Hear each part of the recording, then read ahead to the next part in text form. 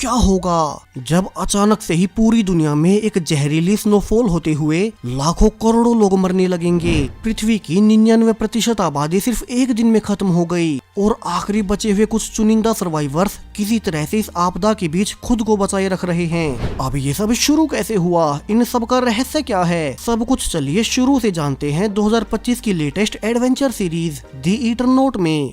कहानी की शुरुआत बर्बाद हो चुकी पृथ्वी से होती है, जहां के अभी आखिरी बचे हुए कुछ सर्वाइवर्स में से एक आदमी सेफ्टी सूट पहनकर राशन पानी ढूंढने निकल आया था।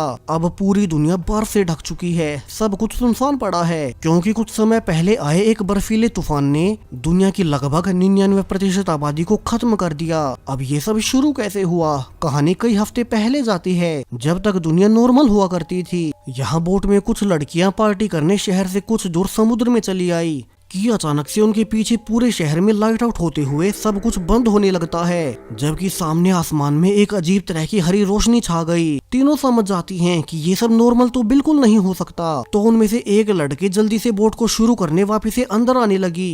लेकिन अब सरप्राइजिंगली बोट का कोई भी इलेक्ट्रॉनिक सिस्टम काम नहीं कर रहा और तभी बाहर मौजूद उसकी दोनों दोस्त अचानक से नीचे गिर पड़ी। बोट के अंदर बची इकलौती लड़की देखती है कि ऊपर से अचानक से बर्फ गिरने से वे दोनों मारी गई। वहीं अब हमें यहाँ से स्पेन का एक शहर दिखाया जाता है, जहाँ की लाइट आउट होने के बाद लोग सड़कों पर प्रदर्शन कर रहे थे, क्योंकि कई दिन से लगातार पावर कट हुए जा रहा है। सो आज भी लोगों को लगा कि बिजली विभाग ने ही लाइट काटी होगी। उनके प्रदर्शन से हर ओर जाम भी लगने लगा। अब इसी ट्रैफिक में एक जुआन भी है, जो कि अभी अपनी पत्नी और बेटी को घर छोड़कर आज की शाम अपने कुछ दोस्तों के साथ ड्रिंक करने उनके खास अड्डे पर जा रहा था। वो रास्ते में नोटिस भी करता है कि आज शहर में कुछ ज्यादा ही हलचल है, जैसा कि अमूमन होता नहीं था। खैर, जुआन अभी के लिए इन सब पर ज्यादा ध्यान नहीं देता और सीधा अपने दोस्तों से मिलने अपने एक दोस्त एल्फ्रेडो के घर पहुंच जाता है। यहाँ उसके बाकी दोस्त भी टीवी में यही न्यूज देख रहे थे कि अचानक से एक फैक्ट्री में आग लगने से उसकी जहरीली गैस लीक हो गई और वो गैस अगर बाहर निकली तो बहुत खतरनाक हो सकती है। सो जुआन कहता है कि उन्हें इस न्यूज पर ज्यादा ध्यान नहीं देना चाहिए और चारों दोस्त मिलकर अब गेम्स खेलने लगे। जल्द ही उनकी आज रात के लिए मंगवाई हुई बोतल भी आ गई, जिससे कि उनकी शाम और रंगीन हो जाएगी। लेकिन उनमें से किसी को नहीं पता था कि आज के बाद पूरी दुनिया बदलने वाली है। अचानक से ही अब यहाँ पर जनरेटर वाली पावर भी बंद हो गई। तभी ऊपर से एल्फ्रेड की पत्नी एना भी आकर सबको इन्फॉर्म करती है कि जो डिलीवरी मैन उन्हें बोतल देकर गया था वो बाहर गली में गिर गया और मारा गया। सभी दोस्त अब खिड़की से बाहर देखते हैं कि अचानक से ही बाहर स्नोफॉल होने लगी, जिससे कि हर कोई हैरान था, क्योंकि इस एरिया में कभी स्नो नहीं गिरती। वहीं अब तो वैसे भी गर्मियां चल रही हैं, तो अब तो वैसे भी बर्फ नहीं गिरनी चाहिए, यानी कि कुछ तो गड़बड़ है। तभी जुआन को याद आया कि उनके आने के वक्त टीवी न्यूज में फैक्ट्री में गैस लीक के बारे में बताया जा रहा था, तो कहीं उसी की वजह से तो ये सब नहीं हो रहा, यानी कि ये स्नोफॉल नॉर्मल नहीं बल्कि जहरीली है और उसी के कांटेक्ट में आने से वो डिलीवरी मैन मारा गया होगा। सो जुआन सभी को कहता है कि वे जल्दी से इस घर के खिड़की दरवाजे बंद कर लें। उन्हें पूरा घर सील करना होगा ताकि ये स्नो अंदर ना आ सके।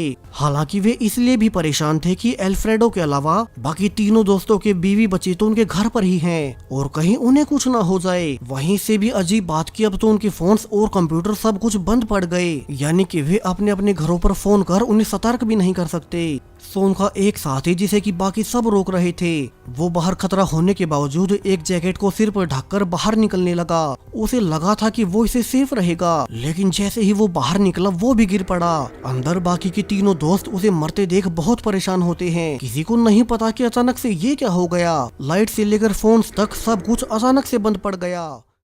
तीनों दोस्त इसी बारे में सोच ही रहे थे कि तभी उनके घर के पीछे वाले दरवाजे पर एक यंग लड़की मदद मांगने आती है। दरअसल इस घर के पीछे एक पुराना गैराज है और इसी के रास्ते ये लड़की अंदर आ गई। तीनों ने देखा कि इस लड़की ने सेफ्टी गियर्स के साथ साथ खुद को प्लास्टिक शीट से ढक रखा था, इसलिए ही वो बर्फ के कांटेक्ट में नहीं आई और सेफ बच गई। सो उन्हें ये तो यकीन हो गया कि उन्हें बाहर निकलने के लिए खुद को पूरी तरह से ढकना होगा। जुआन अब अपनी फैमिली को बचाने के लिए जल्दी से गैराज में जाकर गाड़ियां स्टार्ट करने की कोशिश करने लगता है, ताकि वो उसमें सेफली बाहर निकलकर अपनी फैमिली के पास जा सके। लेकिन अब यहाँ तो गैराज में सारी गाड़ियां बंद पड़ी थी। जुआन अब भी हार नहीं मानता और उसने अपने बाकी साथियों की मदद से एक जुगाड़ू सेफ्टी सूट तैयार किया। जुआन अपनी पूरी बॉडी को ढकने के बाद एक गैस मास्क ले लेता है ताकि वो बर्फ सांसों के जरिए उसके अंदर न जा सके। और बाकी सब अब डरते हुए उसे बाहर जाते हुए देखने लगते हैं कि कहीं वो भी तो उनके पहले वाले साथी की तरह मारा न जाए। और अब सुबह होने के साथ जुआन बाहर निकल आया और लकीली उसे कुछ नहीं हुआ। सो जुआन अब पैदल चलकर अपनी पत्नी और बेटी के घर जाने लगता है। यहाँ रास्ते में सब कुछ तबाह हो चुका था। वे सभी लोग मारे गए जो कि बाहर रह गए थे। अब पूरे शहर में उसके अलावा उसे बाहर और कोई दिखाई नहीं देता। यहाँ कदम कदम पर सिर्फ लोगों के मृत शरीर पड़े थे जो कि शायद से सही वक्त पर खुद को लोक नहीं कर पाए। सिर्फ एक रात ने पूरी दुनिया बदल दी। वहीं एल्फ्रेडो और एना के घर पर बाकी बचे हुए लोग डर जाते हैं कि उन्हें आगे क्या करना चाहिए। उनका साथी जुआन तो अपनी फैमिली को लेने चला गया, लेकिन बाहर बर्फ अभी तक गिर रही है। इसके अलावा क्या पता उन्हें नल वाला पानी पीना चाहिए भी या नहीं, कहीं टैप वाटर भी कंटेमिनेट ना हो गया हो। वे अब अपना खाना और पानी की बोतल्स इकट्ठा कर नोटिस करते हैं कि ये राशन तो उन सब के लिए बहुत कम होगा। सोएना सुझाव देती है कि अब उन्हें जल्द से जल्द पास के स्टोर में जाकर वहाँ से खाना और पानी सब कुछ यहीं लाना होगा। उन्हें अंदाजा था कि और भी सर्वाइवर्स हो सकते हैं जो कि खाना और पानी हथियाने की कोशिश करेंगे। सो उन्हें अपने इस घर को उनसे सेफ रखने के साथ साथ बाहर वाले स्टोर से राशन पानी को भी इकट्ठा करना होगा। सो एल्फ्रेडो कहता है कि उसने एक और मास्क बना लिया है जिसकी मदद से वो पास के पुलिस स्टेशन में जाकर वहाँ से कई सारे मास्क और सेफ्टी सूट ले आएगा और फिर वे सभी एक साथ बाहर निकल सकेंगे और स्टोर से खाना पानी ला सकेंगे। वहीं जुआन दूसरी ओर पैदल चलकर अपने घर जा रहा था। अब हर ओर बर्फ गिरने के बाद उसे पैदल ही पूरा सफर तय करना होगा। यहाँ रास्ते में उसे एक ट्रेन भी मिलती है जिसके कि एक डिब्बे के अंदर लोग अभी तक जिंदा थे क्योंकि ये डिब्बा उस वक्त चारों ओर से लॉक्ड था। वहीं ट्रेन के बाहर मौजूद सभी लोग मारे गए। तो अब उस डब्बे में बचे हुए लोग जुआन को देखकर मदद के लिए चिल्लाने लगते हैं क्योंकि वे खुद बाहर नहीं आ सकते और अंदर तो वे भूखे प्यासे मर जाएंगे। जुआन जिसे कि समझ नहीं आता कि वो उनकी मदद कैसे करे। वो अब अपने पास मौजूद इकलौती पानी की बोतल उन्हें देकर कहता है कि वो उनके लिए पास से मदद लाने की कोशिश करेगा और तब तक वे यहीं छिपे रहें। वो अब और चलते हुए फाइनली अपनी बिल्डिंग में पहुंच ही जाता है। इस बिल्डिंग के भी बाहर बहुत से लोग मरे पड़े थे। फॉर्चुनेटली सही वक्त पर कुछ लोगों को पता लग गया कि वे बर्फ से मर रहे हैं, तो अब इस बिल्डिंग में कई सारे लोग अब तक अंदर रहकर जिंदा बच गए।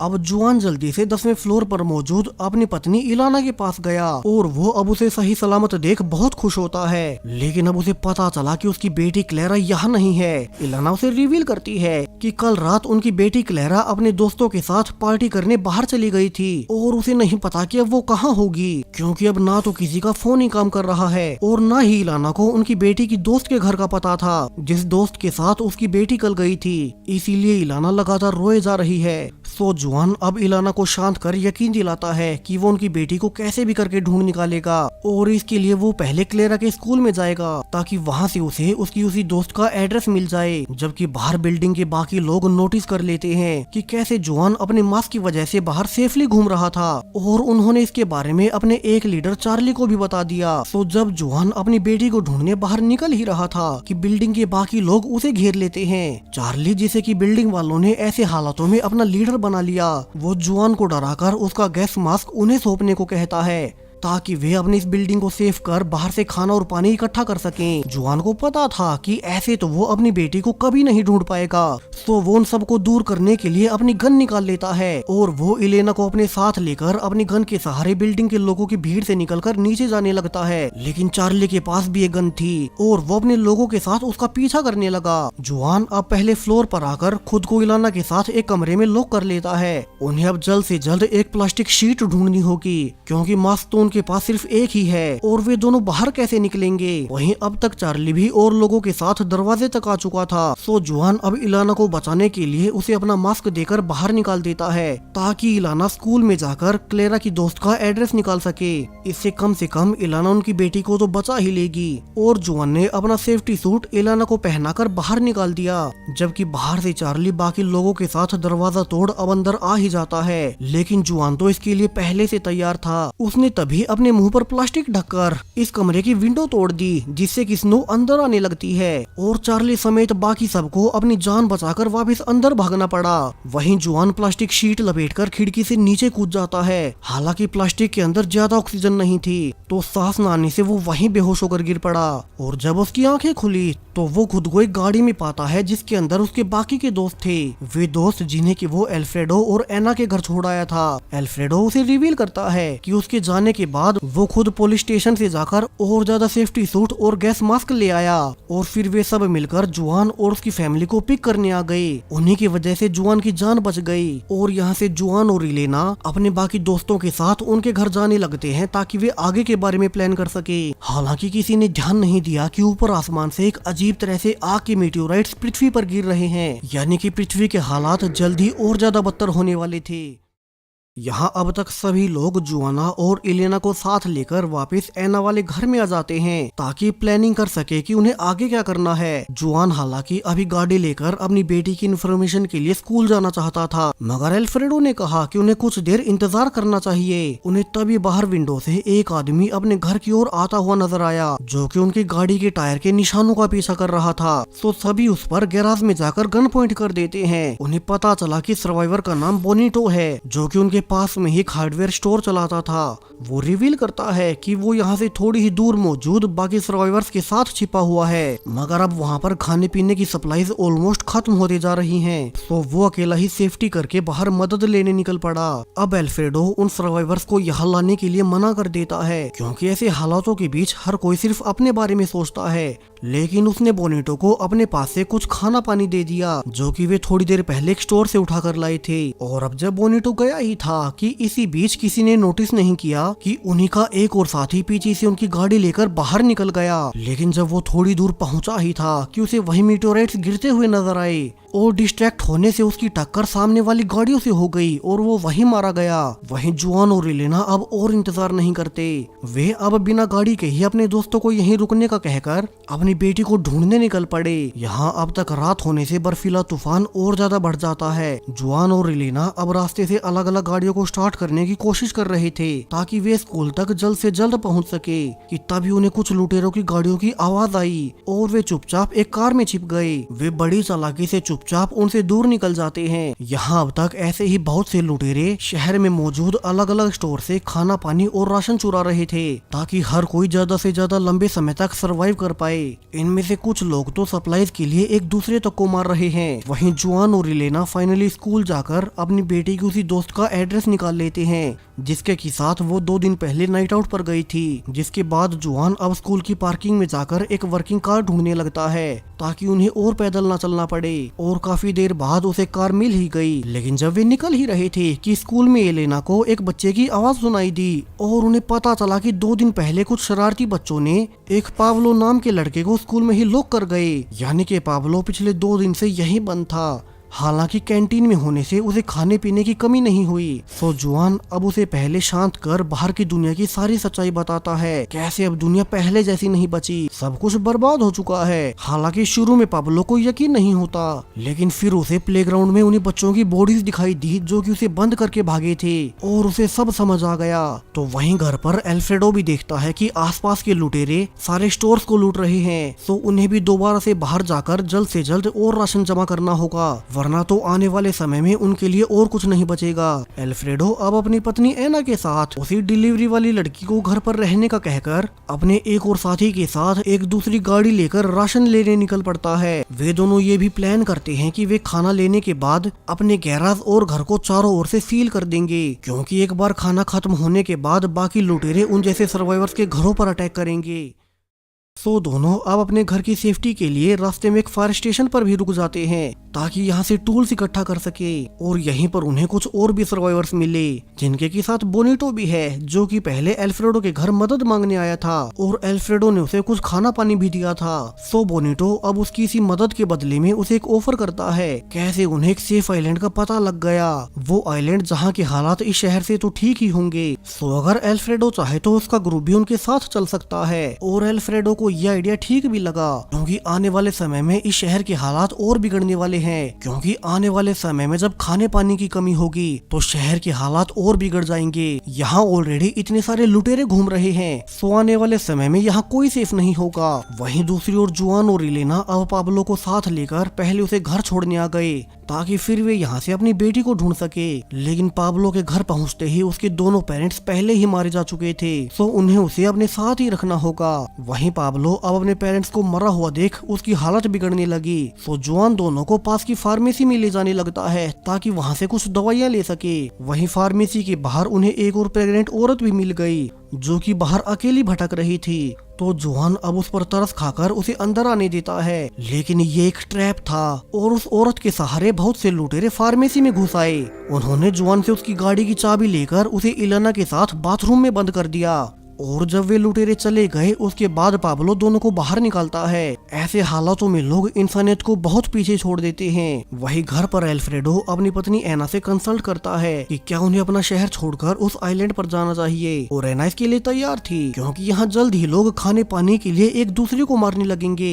सो उन्हें इससे पहले एक सेफ जगह के लिए निकल जाना चाहिए। सो एल्फ्रेडो अब उस आइलैंड की जाँच करने के लिए अपने सारे रेडियोस को ऑन करता है, लेकिन अभी भी कुछ भी काम नहीं कर रहा। उसने ऊपर जाकर एंटीना भी ठीक किया ताकि वे शहर से निकलने का रूट पता कर सके, लेकिन अब तक तो उनके कंपास तक काम नहीं कर रहे। वहीं जुआन, इलेना और छोटा पाब्लो अब सेफ्टी सूट पहनकर पैदल ही अपना सफर तय करने लगते हैं। यहाँ रास्ते में उन्हें एक कार भी दिखाई दी जिसे कि जुआन अपने गन की मदद से लूटने की सोचता है, मगर जब उन्होंने देखा कि ये तो एक फैमिली है जिनके की साथ उनके छोटे बच्चे भी थे, तो जुआन के अंदर के अच्छे इंसान ने उसे ये गलत कदम उठाने से रोक दिया। ऐसे हालातों में भी जुआन दूसरों के साथ गलत नहीं कर सकता, जबकि बाकी सब उसके साथ धोखा ही करते आ रहे हैं। आगे रास्ते में तीनों को वहीं ट्रेन भी नजर आई जिसमें कि पहले जुआन को बहुत से लोग बंद मिले थे, लेकिन अब यहाँ कोई नहीं। जुआन भी अपनी फैमिली प्रॉब्लम्स के चलते उन्हें भूल गया और फिर शायद से भूख से मरते लोग ट्रेन से बाहर निकल ही गए और मारे गए, जिनके बारे में जुआन अब कुछ नहीं कर सकता।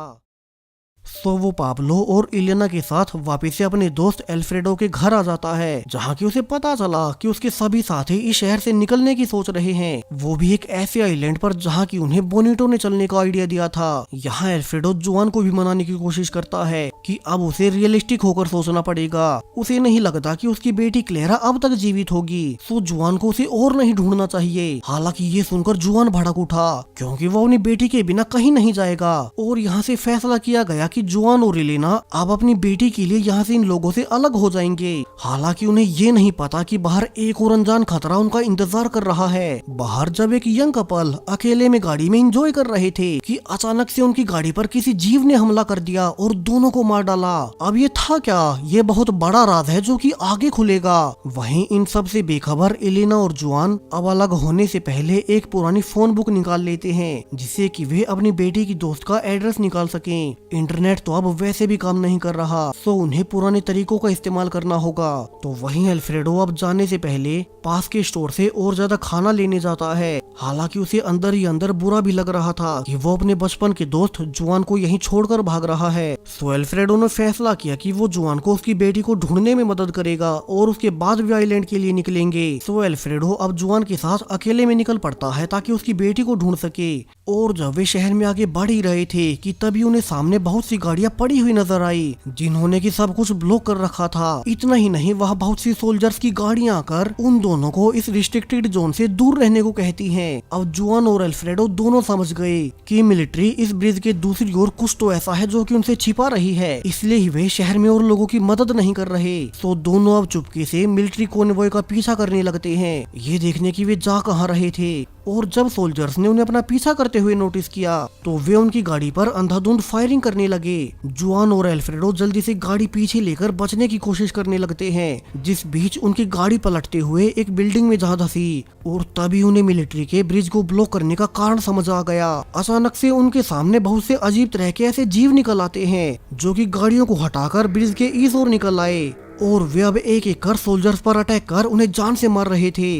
वे जीव अब जुआन और एल्फ्रेडो को देख उनकी ओर भी बढ़ने लगते हैं। दोनों समझ गए कि इसलिए सोल्जर्स इन्हीं खतरनाक जीवों को एक जगह पर रिस्ट्रिक्ट करना चाह रहे थे और वे उन्हें ही गलत समझ बैठे। वहीं ये जीव आज से पहले किसी ने नहीं देखे, तो ये है क्या? दोनों अब उसी पलटी हुई गाड़ी में छिपकर वापस से घर जाने के लिए बाहर शांत होने का इंतजार करने लगते हैं। उन्हें बाहर कुछ सोल्जर्स की गन भी मिल गई, लेकिन वे इन बड़े बड़े जीवों को देख समझ चुके थे कि इन हथियारों से तो वे इन जीवों को मार नहीं पाएंगे। वे सारे सोल्जर्स तक इनका सामना नहीं कर पाए और अब उनके चलने की आवाजों से कुछ जीवों ने उन्हें नोटिस कर लिया और दोनों दोस्त अब उनसे बचने के लिए उनसे दूर भागने लगते हैं। इसी बीच उन दोनों को कुछ ही दूरी पर भागने के बाद एक आदमी ने बिल्डिंग में आने को कहा और वो ऊपर से आग फेंककर दोनों को उन जीवों से बचा रहा था, जिसके बाद आखिरकार वे दोनों उस सेफ बिल्डिंग में घुस ही गए। यहाँ वे देखते हैं कि यहाँ तो एक चर्च में बहुत से सर्वाइवर छिपे हुए थे।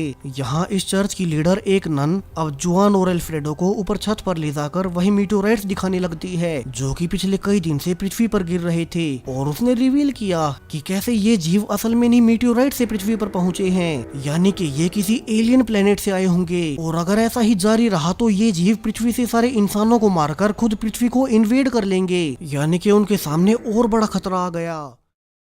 अब जुआन और एल्फ्रेडो जल्दी से घर जाना चाहते थे ताकि वे अपने ग्रुप के बाकी लोगों को इन जीवों से सतर्क कर सके, लेकिन नन ने उन्हें दरवाजा खोलने से रोक दिया क्योंकि अगर उन जीवों को उन सब की भनक भी लगी तो कोई जिंदा नहीं बच पाएगा। और आज की रात दोनों को ना चाहते हुए भी इसी चर्च में बितानी पड़ती है। यहाँ चर्च के लोग बारी बारी से जाकर पहरा दे रहे थे, जबकि जुआन तो इसलिए दुखी था कि उसे पता नहीं अपनी बेटी कब तक मिलेगी और वो सेफ होगी भी या नहीं। वैसे भी इस आपदा को फैले अब तक कई दिन बीत चुके हैं। तभी उसे बाहर से आवाज आई और वो बाहर जाकर ये देख हैरान रह गया कैसे यहाँ तो अब हर जगह हजारों जीव इकट्ठा हो चुके थे, यानी कि समय के साथ इनकी संख्या घटने के बजाय बढ़ती ही जा रही है। और ये चर्च की बिल्डिंग ज्यादा देर तक इन जीवों से अंदर के सर्वाइवर्स को बचा नहीं पाएगी। जुआन अब अंदर आकर सभी को अभी रेडी होने के लिए कहता है क्योंकि वे यहाँ और नहीं रुक सकते।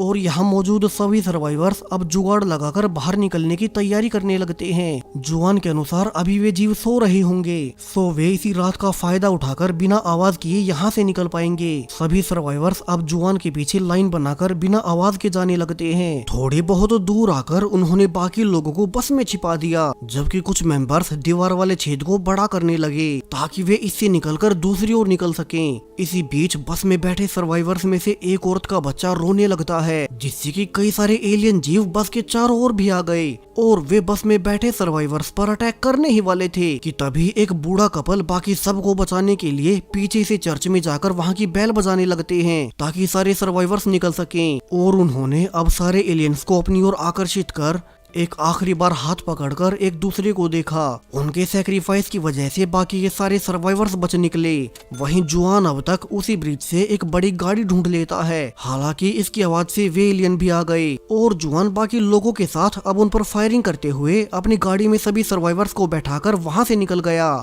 जबकि उनके पीछे वाला चर्च अब पूरी तरह से ब्लास्ट हो जाता है। जुआन और एल्फ्रेडो अब सेफ लोकेशन पर आकर बाकी सबको गुड बाय बोल वापिस से अपने घर आ जाते हैं, ये देखने की कहीं बाकी सबको कोई प्रॉब्लम ना आई हो। और यहीं पर जुआन को एक अच्छी खबर मिली। यहाँ तो सरप्राइजिंगली उसकी बेटी क्लेयर खुद पहले से मौजूद थी। इलाना ने उसे बताया कि क्लेयर कल ही उन्हें ढूंढते हुए यहाँ पहुँच गई। फाइनली इतने दिनों के बाद जुआन और इलेना सुकून की सांस लेते हैं कि उनकी बेटी बिल्कुल सेफ है। वहीं बाकी सब भी पूरी तैयारी कर रहे थे ताकि वे यहाँ से निकलकर उसी सेफ आइलैंड पर जा सकें। कि तभी वहाँ पर सर्वाइवर्स का एक और ग्रुप आ गया और वे एल्फ्रेडो को ऑफर करते हैं कि वो उसके घर और गैराज के बदले में उनका होम ट्रक ले ले, जिसमें कि कई सारे लोग आराम से रह सकते हैं। यहाँ एल्फ्रेडो के ग्रुप को तो वैसे भी आइलैंड पर जाना था, तो वे इस ऑफर के लिए आराम से रेडी हो गए और सभी मेंबर्स अब उस ट्रक में सामान पैक कर निकलने के लिए रेडी हो जाते हैं। इसी बीच एल्फ्रेडो ने नोटिस भी किया कि क्लेरा जब से वापस लौटी है वो बहुत अजीब तरह से बिहेव कर रही थी, जैसे कि वो अपने खुद के बस में ना हो। लेकिन कोई भी अब इस पर ज्यादा ध्यान नहीं देता